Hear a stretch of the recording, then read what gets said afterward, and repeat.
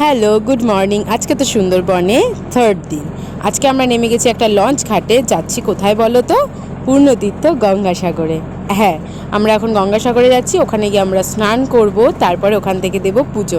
তো আমরা লঞ্চ ঘাটে নেমে এখানে অনেক গাড়ি, টোটো, অটো সব দাঁড়িয়ে থাকে। আর এ তীর্থে বারবার গঙ্গাসাগর একবার। তো গঙ্গাসাগরে আমরা পৌঁছে গেছি। এখানে এসে আমরা নেমে গেছি একদম জলে। তো জলে নেমে তো ভীষণ মজা করেছি, ভীষণ এনজয় করেছি। 2-3বার ডুবও দিয়েছি মা গঙ্গাকে প্রণাম করে। দেন আমরা ধোয়া জামা কাপড় পরে রেডি হয়ে গেছি পুজো দেওয়ার জন্য। চলে গেছি যেখান থেকে ডালা নেব। ওখান থেকে ডালা নিয়ে নিয়েছি। বিভিন্ন রেঞ্জের ডালা আছে এখানে। এত সুন্দর করে এগুলো তৈরি করেছে না, কপিলমুনি, রাজা সগর, শিব, খুব সুন্দর লাগছিল। ডালা নিয়ে আমরা পৌঁছে গেছি কপিলমুনির আশ্রমে।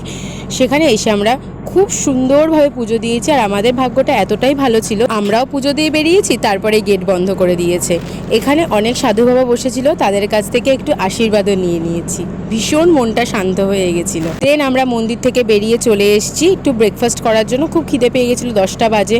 লঞ্চে গিয়ে ব্রেকফাস্ট দেবে, কিন্তু তাও টুকটাক খাওয়ার জন্য একটু দুটো ডিম টোস্ট নিয়ে নিয়েছি।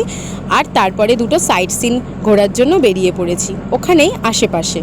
দুটো জায়গায় গিয়েছিলাম। এই জায়গাটা তো খুবই সুন্দর। আজকে তো সারাদিন ওয়েদারটা ভালো ছিল, বাট বিকেল থেকে ভীষণ বৃষ্টি হচ্ছিল। তাই আমরা সবাই মিলে আজকে লঞ্চের ভেতরেই ছিলাম সারাক্ষণ। ফুল ডিটেলস ব্লগ কিন্তু খুব তাড়াতাড়ি আসবে বাড়ি পৌঁছে যাওয়ার পরে।